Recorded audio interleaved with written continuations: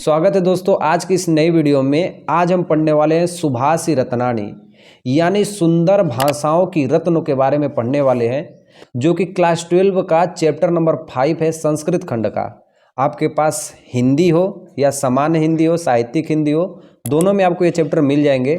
मैं आपको एक एक पद्यांश की पूरी व्याख्या अच्छी तरीके से बताऊंगा, क्योंकि इस चैप्टर से आपके एग्जाम में 7 नंबर के क्वेश्चन आते हैं। ठीक है, श्लोक पे 7 नंबर का क्वेश्चन आते हैं।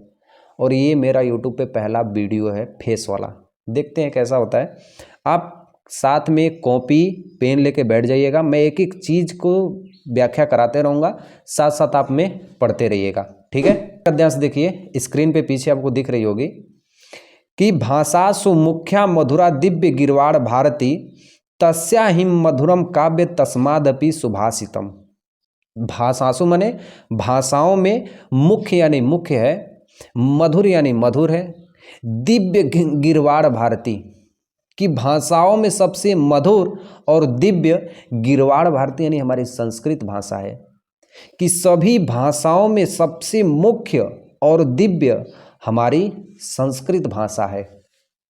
तस्या है मतलब वैसे ही मधुर, तस्या ही मधुर मतलब वैसे ही मधुर, काव्य माने इनके काव्य हैं, कि सभी भाषाओं में मुख्य और मधुर हमारी संस्कृत भाषा है और वैसे ही मधुर इनके काव्य हैं। और तस्मादपि सुभाषितम, तस्मादपि माने इनसे भी अधिक, सुभाषितम माने इनकी सूक्तियां हैं, कि भाषाओं में सबसे मुख्य और मधुर हमारी संस्कृत भाषा है। जिस भाषा को हम पढ़ रहे हैं ना, यही संस्कृत भाषा भाषाओं में सबसे मुख्य भाषा है और वैसे ही इनके काव्य मधुर हैं। इनके काव्यों को पढ़ते होंगे ना, एकदम मधुर लगते होंगे।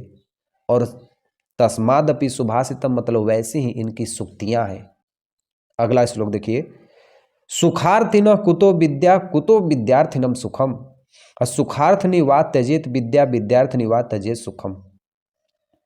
ये सभी स्टूडेंटों के लिए बढ़िया चीज़ है, ध्यान से देखिएगा।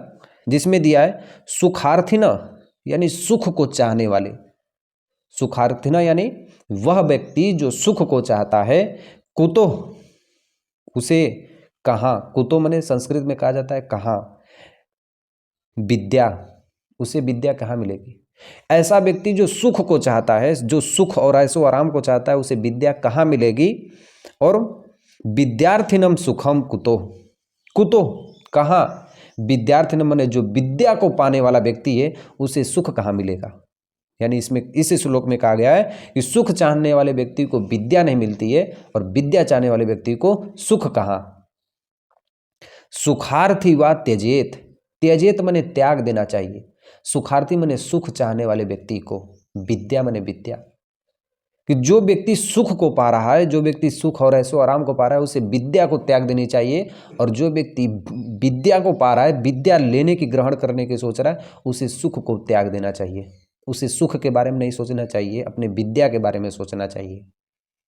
ठीक है, नेक्स्ट श्लोक देखिए, जल बिंदु निपातेन क्रमशः पूर्यते घट, सद हेतु सर्व विद्यानाम धर्मस्य च धनस्य च।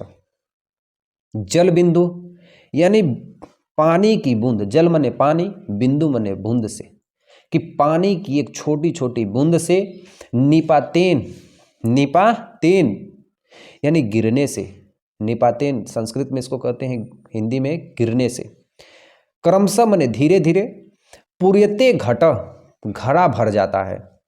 कहा जाता है कि बूंद बूंद पानी गिरने से एक घड़ा होता है, वह घड़ा भर जाता है। वैसे ही सहेतु यही कारण है, यही कारण है कि सर्व विद्याना मतलब सभी विद्याओं में, धर्मस्य मने धर्म का, च मने और, धनस्य मने धन का, कि सभी विद्याओं में धर्म को और धन को यदि आप ग्रहण करना चाहते हैं तो आपको सिर्फ धैर्य बनानी रहनी होगी, कि जिस प्रकार बूंद बूंद से घड़ा भर जाता है, उसी प्रकार आपके धैर्य रखने से आपके अंतर्गत धर्म और धन दोनों की वृद्धि होगी, वह भी एक दिन बढ़ जाएगा। ठीक है, नेक्स्ट श्लोक देखिए, श्लोक नंबर 4 देखिए दिया है, काव्य शास्त्र विनोदेन कालो गच्छति धीमतान व्यसनेन च मूर्खाणाम निद्रेहम कलहेन वा। इस श्लोक में हमें अच्छे और बुरे लोगों का ज्ञान प्राप्त होता है। कहा गया इसमें कि काव्य शास्त्र विनोदेन, यानी वह व्यक्ति सज्जन पुरुष, वह व्यक्ति जो सज्जन पुरुष हो, सीधे साधे पुरुष हो, उनका समय काव्य शास्त्र यानी काव्यों और शास्त्रों को पढ़ने में चला जाता है। विनोदेन यानी ग्रहण करने में, कि वह व्यक्ति जो सज्जन हो, उन व्यक्तियों का समय काव्य और शास्त्रों में चला जाता है। कालो गच्छति धीमताम, कालो मने समय, गच्छति मने चला जाता है, धीमताम मतलब बुद्धिमानों का, कि बुद्धिमान व्यक्तियों का समय काव्य और शास्त्रों को ग्रहण करने में चला जाता है। इसके ठीक विपरीत, इसके ठीक विपरीत व्यसनेन मने व्यतीत हो जाता है।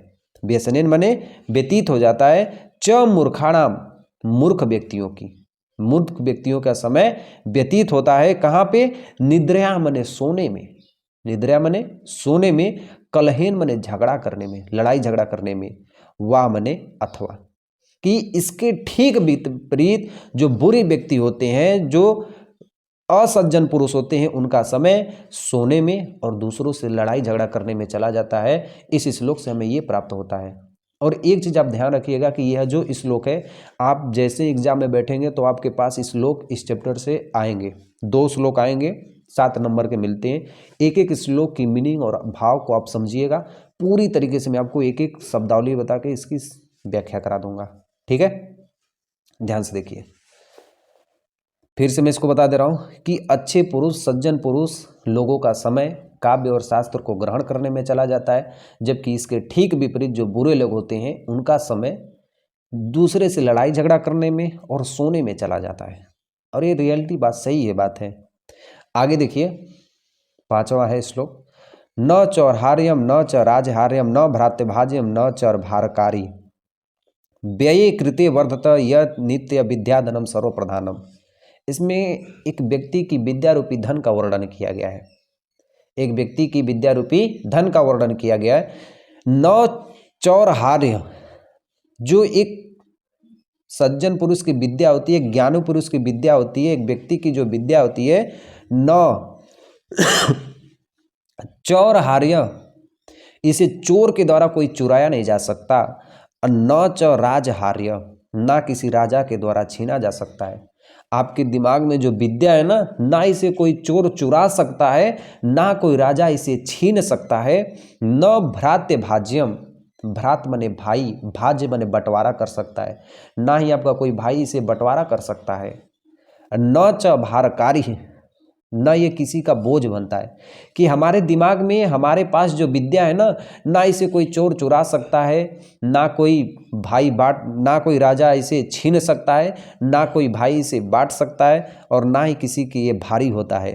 व्यये कृते, व्यय मने खर्च करने पर, इस्तेमाल करने पर, अपने विद्या रूपी धन को इस्तेमाल करने पर, वर्धता यानी बढ़ता है।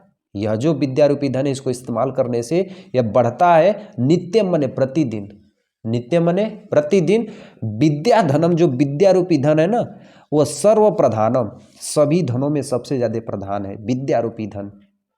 हमारे पास जो विद्या रूपी धन है वो सभी धनों में प्रधान है, ठीक है? देखिए श्लोक नंबर 6 क्या दिया है, परोक्षे कार्यहंतरम प्रत्यक्षे प्रियवादिनम वर्जते त्यादृशम मित्र विस्कुंभम पयोमुखम। इसमें एक अच्छे मित्र और एक बुरे मित्र का वर्णन किया गया है। इससे हम जानेंगे, दिया है कि परोक्षे, परोक्षे यानी पीठ पीछे, आंख के पीछे, हमारी आंख के सामने नहीं, आंख के पीछे, पीठ के पीछे, कार्यहंतरम, वैसे मित्र जो पीठ पीछे कार्य को नष्ट करते हैं, प्रत्यक्षे मने सामने से, प्रियवादिनम मने मीठी मीठी वाणियों को बोल रहे हैं। सामने से कुछ और बोल रहे हैं मीठे मीठे वचन, और पीछे से हमारे कार्यों को नष्ट कर रहे हैं, हमारे ही कार्यों को नष्ट कर रहे हैं, हमारे ही बारे में बुरी बुरी चीजें सोच रहे हैं, और सामने से प्रियवादिनम बोल रहे हैं। वैसे मित्र को त्याग देना चाहिए। कैसे? वर्जये त्यादृशम मित्रम, वैसे मित्र को त्याग देना चाहिए। त्यादृशम, वर्जय मने वैसे मित्र को, त्यादृशम मने त्याग देना चाहिए, मित्र मने मित्र को। वैसे मित्र को शीघ्र ही त्याग देना चाहिए, वैसे मित्र को। विष खुंगम, किस प्रकार? जिस प्रकार, विष कुंभम, कुंभ मने घड़ा, जिस प्रकार घड़ा में विष हो जाता है। किस कारण? पयोमुखम मतलब सांप के फन में, सांप के फन में छोटा सा बस दूध लग जाए ना तो पूरे घड़े को फेंक दिया जाता है।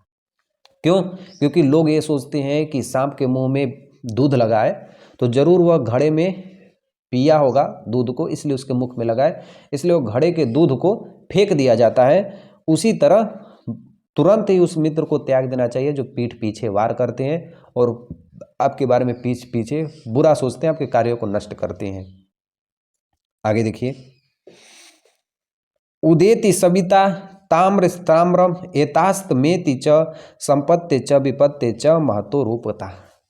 उदेति सविता, सविता माने सूर्य, उदेति माने उदय होता है। सूर्य को देखते हैं ना, तो उदय और सूर्यास्त दोनों समय में सूर्य की जो लालिमा होती है वह एक जैसे होती है।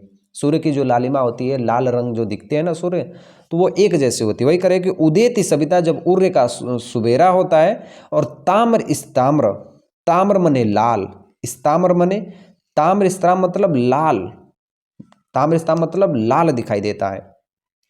और एवास्त मेति च, एव धन अस्त, दो शब्द जुड़ा है, एव अस्त मेति च, वैसे ही अस्त होता है तो भी लाल दिखाई देता है। सूर्य की बात हो रही है कि जब सूर्य का उदय होते हैं और सूर्य का अस्त होता है, दोनों समय सूर्य लाल दिखाई देता है। उसी तरह संपत्ति च विपत्ति महता मेक रूपिता। संपत्ति माने संपत्ति में तथा विपत्ति, संपत्ति और विपत्ति के समय में जो महान पुरुष होते हैं, जो गुणवान पुरुष होते हैं, वह प्रभावित नहीं होते हैं। यानी ऐसे महान पुरुष की बात हो रही है जो सुख में भी समान भाव से रहते हैं, दुख में भी अपने समान भाव से रहते हैं। ना वो सुख में बहुत ज़्यादा घमंड करते हैं, खुश रहते हैं, और ना ही दुख में बहुत ज़्यादा गम में रहते हैं। चाहे उनके पास सुख हो चाहे वो दुख हो, समान व्यवहार से वो लोग रहते हैं। विद्या विवादाय धनम मदाय शक्ति परेशान परिडनाय खलस्य साधो विपरीत ज्ञानाय ध्यानाय च रक्षणाय। इसमें भी सज्जन पुरुष और दुर्जन पुरुष की बातें हो रही हैं।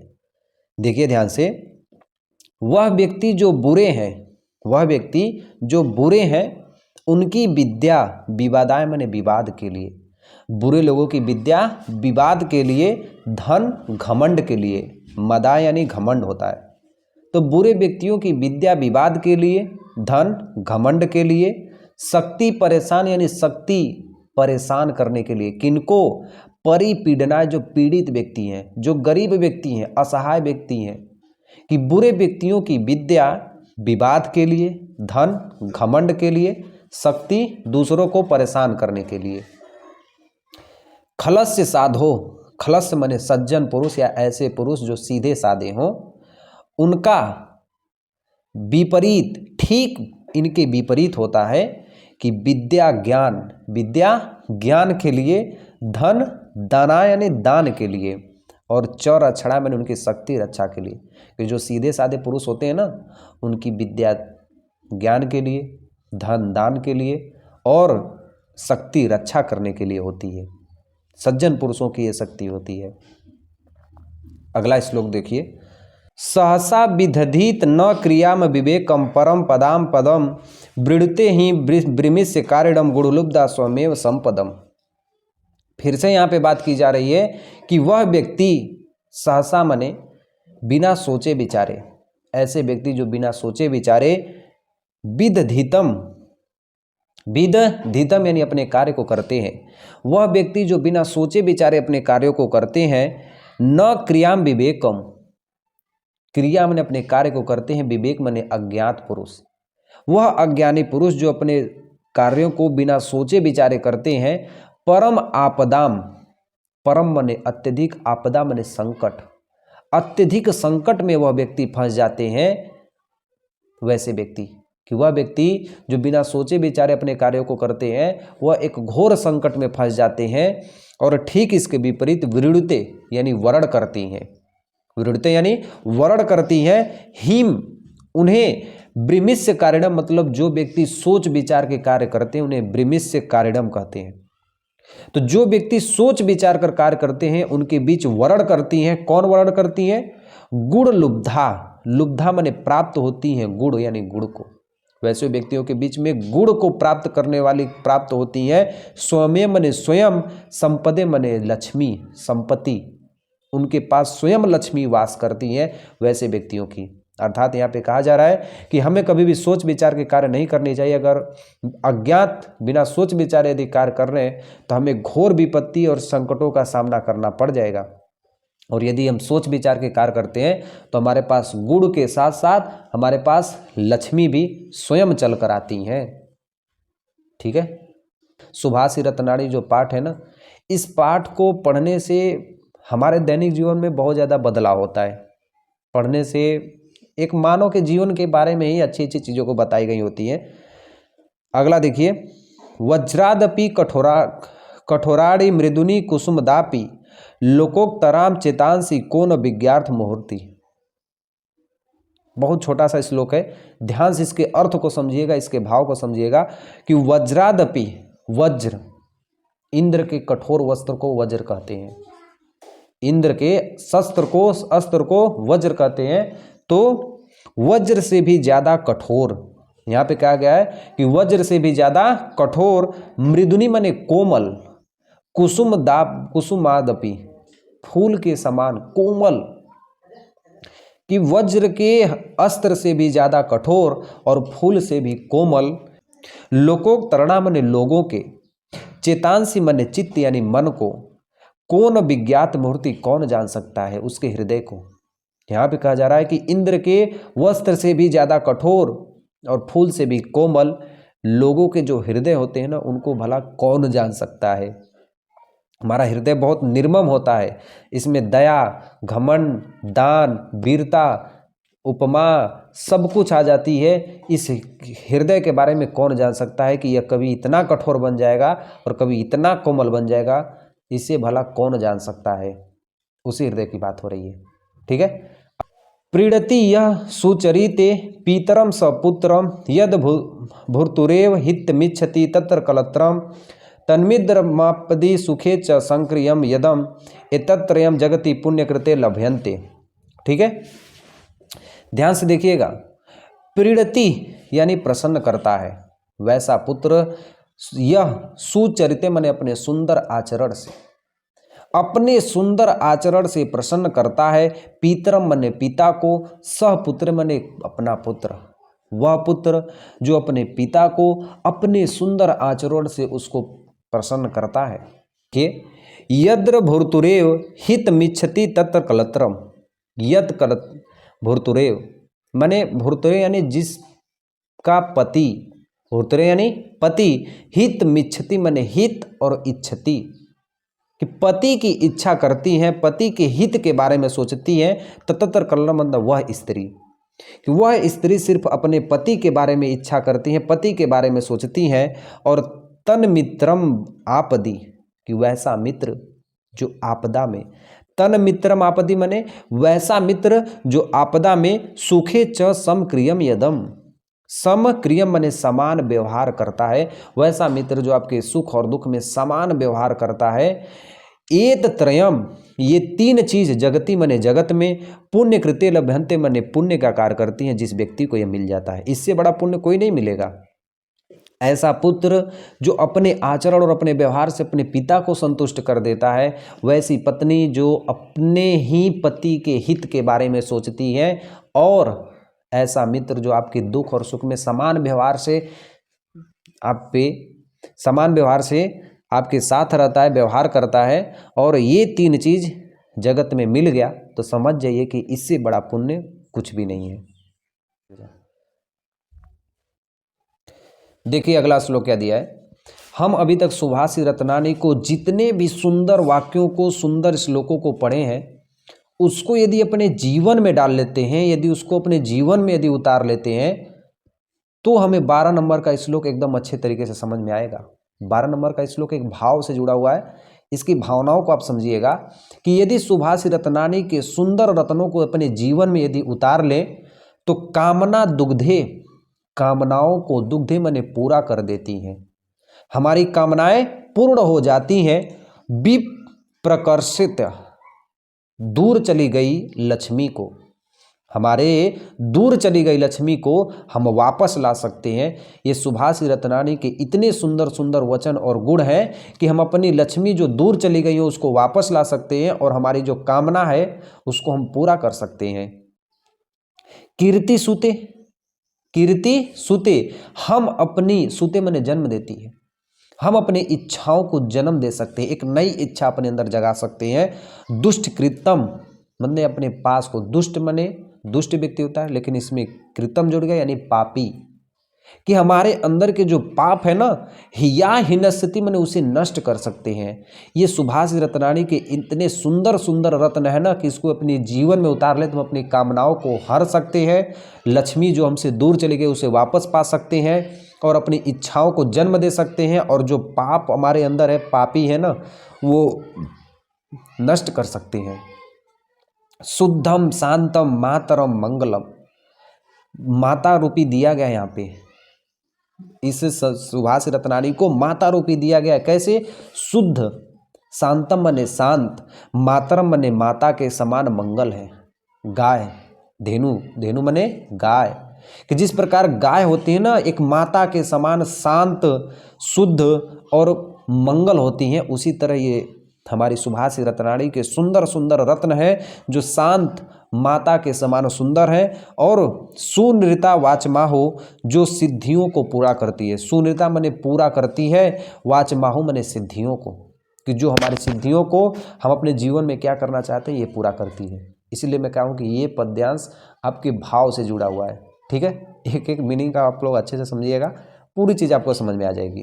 ठीक है, कि जिस प्रकार गाय होती है शांत, उसके बाद शुद्ध, मंगल होती है, गाय को आपने देखा होगा ना, उसी तरह हमारी ये सुभाषी रत्नानी के सुंदर सुंदर रत्न है जिसे आप अपने जीवन में प्रदर्शित कर सकते हैं। तो आपके जीवन में जो भी सिद्धियां हैं, जहां भी आप पहुंचना चाहते हैं वो आप पूरा कर सकते हैं। आगे देखिए, व्यति सजती, 13 नंबर का श्लोक है। व्यति सजती पदार्थनांतरम को अपि हेतु न खलु बहुरूपाधीन प्रियते सश्रयन्ते। व्यति सजती पदार्थनांतरम, कोई भी ऐसा पदार्थ, व्यति सजी माने मिलता है, कोई भी पदार्थ मिलता बनता है ना तो कई पदार्थों से मिलकर बना होता है। को अपि हेतु, इसका कोई अंदर का कारण नहीं होता है। कोई भी पदार्थ बनता है ना तो जैसे मान लीजिए कोई भी पदार्थ है, यही पदार्थ बना है तो कई पदार्थों से मिलकर बना होगा, तो कोई भी पदार्थों में मिलावट आपको जरूर देखने को मिलती होगी। व्यति सजती माने मिलता है, पदार्थ ना मतलब पदार्थों में, को अपि हेतु माने कुछ न कुछ, कि पदार्थों में कुछ न कुछ मिलके ही पदार्थ को बनाया जाता है। लेकिन न खलु, न खलु माने निश्चय ही, न खलु माने निश्चय ही, बहुरूपाधीन प्रियते, बही माने बाहर के द्वारा, रूपाधीन माने बाहरी रूप का कोई अधीन नहीं होता है, प्रीतया माने प्रेम में, संश्रयन्ते माने निर्भर करता है, संश्रयन्ते माने निर्भर करता है। प्रेम जब भी होता है ना ये बाहरी कारणों से निर्भर नहीं होता है, वो हमारे अंदर से निर्भर होता है, प्रेम का निर्भरता प्राप्त होती है। और विकसति ही पतंग ओद से पुंडरीक, विकसति माने विकसित होता है, वैसे वैसे विकसित होता है जिस प्रकार पतंग शोधते, जिस प्रकार सूर्य का उदय होता है, पतंग शोधते माने जिस प्रकार सूर्य का उदय होता है, तो पुंडरीका माने कोम, कमल, कमल खिल जाता है। जिस प्रकार सूर्योदय होता है ना तो कमल खिल जाता है, उसी तरह यह प्रेम होता है। ये प्रेम में कोई बाहरी पदार्थ नहीं मिला होता है, ये अंदर से खिलता है हमारा प्रेम। द्रवती च हिमस्य उद्गते चंद्रक्रांता, द्रवती माने पिघल जाता है, हिमस्व उद्गते माने हिम, हिमालय पर्वत की जो चंद्रमणियाँ होती हैं, चंद्रकांत यानी चंद्रमणियाँ, चंद्रमा के खिलने से, चंद्रमा के आने से जो हिमालय पर्वत की चंद्रमणियाँ होती हैं वह पिघलने लगती हैं, सूर्य के उदय होने से कमल खिलने लगता है। उसी तरह हमारा ये प्रेम है, प्रेम का कोई बाहरी स्रोत या पदार्थ नहीं होता है कि वह मिल जाता है, प्रेम भी उसी तरह अंदर से खिलने लगता है। ठीक है, अगला श्लोक देखिए 14 नंबर। निदंतु नीति निपुणा यदि वा स्तुवंतु लक्ष्मी समाविशतु गच्छन्तु या यष्टतेयम अद्य या मरणमसु युगांतरे वा नयाद पथम प्रचिलवंती न सधीरा। महान पुरुष की बातें हो रही है यहाँ पे, एक सज्जन पुरुष की बातें हो रही है। इसमें कहा गया है कि नीति निपुणा, ऐसे व्यक्ति जो नीति से निपुण हो, ऐसे व्यक्ति जो नीति से निपुण हो, यदि वा स्तुवंतु पहंतु यानी उनकी स्तुति की जाए। स्तुति यानी गुणगान, कि वैसे व्यक्ति जो नीति से निपुण हो, सारे नियमों से निपुण हो, वैसे व्यक्तियों की निंदा की जाए या स्तुति की जाए। लक्ष्मी यानी धन। समाविशतु गच्छतु या अष्टेयम। समाविशतु माने समान इच्छा के अनुसार, कि उनकी लक्ष्मी समान इच्छा के अनुसार गच्छन्तु मने जाए या यष्टेयम मने आए, उनके पास लक्ष्मी जाए या उनके पास लक्ष्मी आए। अद्यव या मरण मस्तु युगांतरे वा, वह आज मरे चाहे युगों के बाद मरे। न्यायात पथ यानी न्याय के पथ से। प्रविचलंति मने कभी भी विचलित नहीं होते हैं। पदम न धीरा मने अपने पथ से, कि जो महान पुरुष होते हैं अपने न्याय के पथ से कभी भी विचलित नहीं होते हैं। यहाँ पे उन्हीं की बात करी जा रही है कि ऐसे व्यक्ति, ऐसे महान व्यक्ति जो नीति से निपुण हो, चाहे उनकी स्तुति की जाए चाहे उनकी निंदा की जाए। लक्ष्मी उनके पास आज आए समान व्यवहार से, चाहे उनके पास लक्ष्मी चली जाए। वो आज मरे चाहे युगों के बाद मरे। न्याय पे चलने वाले महान पुरुष कभी भी अपने पथ से विचलित नहीं होते हैं। ऋषियो राक्षसी माहु वाचन में दृप्तयो सा योनि सर्व वैराणाम सा ही लोकस्य निरसति। ऋषियों मने ऋषियों ने, ऋषियों मने ऋषियों ने राक्षसी माहु मने राक्षसी वाणी कहा है। ऐसी वाणी जो एकदम राक्षसी वाणी है, ऋषियों ने उनको कहा है। किनको कहा है? वाचन मुँह पहंतो, वाचन मुँह पहंतो। वाचन मने वाणी, मुँह पहंतो यानी मत करने वाले अहंकारी व्यक्तियों की। ऋषियों ने राक्षसी वाणी कहा है जो व्यक्ति अहंकार करते हैं, जिनके पास घमंड होता है, जिनके पास अहंकार होते हैं, वैसे व्यक्तियों को ऋषियों ने राक्षसी वाणी कहा है। और कहे हैं कि सायोनी, जो सभी प्रकार के, सायोनि मने जो सभी प्रकार के, सायोनि मने उत्पन्न करती है, सायोनि मने उत्पन्न करती है। सर्व वैराणाम मने सभी प्रकार के लड़ाई झगड़े को, सर्व मने सभी, वैराणाम मने लड़ाई झगड़े को, सभी प्रकार के लड़ाई झगड़े को उत्पन्न करती है। और सा ही लोकस्य, और सभी प्रकार के, लोकस्य मने लोगों में, सभी प्रकार के लोगों और संसारों में निरसरती यानी विपत्ति का कारण बनती है। यहाँ पे कहा जा रहा है कि ऋषियों ने उन्हें राक्षसी वाणी कहा है। जिस व्यक्ति के पास अहंकार और घमंड होता है उन्हें ऋषियों ने राक्षसी वाणी कहा है। और फिर यहाँ पे कह रहे हैं कि वे व्यक्ति सभी प्रकार के लड़ाई झगड़े और विपत्ति का कारण होते हैं। जिनके पास अहंकार होता है ना, वो सभी प्रकार के लड़ाई झगड़े और विपत्ति का कारण होते हैं वे लोग। तो मैं इस चैप्टर को पूरी अच्छी तरीके से आपको समझा दिया हूँ। और चैनल को सब्सक्राइब कर देना। ऐसे में एक और शानदार वीडियो के साथ आपके सामने आऊँगा। मिलते हैं नेक्स्ट वीडियो में, तब तक के लिए जय हिंद।